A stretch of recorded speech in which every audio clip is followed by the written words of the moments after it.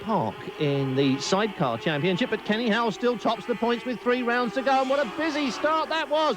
Lots and lots going on there. Gordon Shan, number 39, the black and red outfit making all the running, but here's the leader. It's number 2, Eddie Wright, and there is still plenty going on behind, and they've swapped again. 11, Brindley goes back out to the front.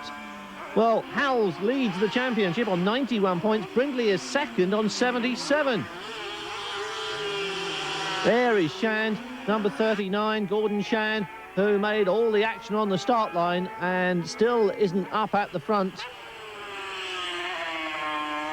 Harry Brindley working his way round this Lincolnshire circuit in the lead and in the clear as well. And behind him was number 2, Eddie Wright, and then I think Trevor Robinson, number 12, in third place, and Gordon Shan still fourth. Well, he certainly isn't wasting any time at all. Brindley in a class by himself, and that is Webster, and that is a massive accident for Kevin Webster and Julian Tailford.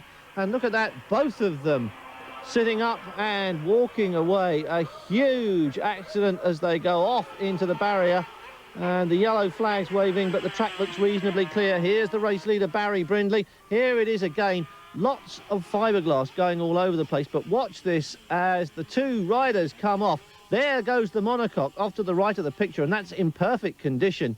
It's just basically bodywork that went flying, and the machine survived the impact very well, as fortunately did both driver and passenger, despite that crash helmet which we saw flying off into the undergrowth.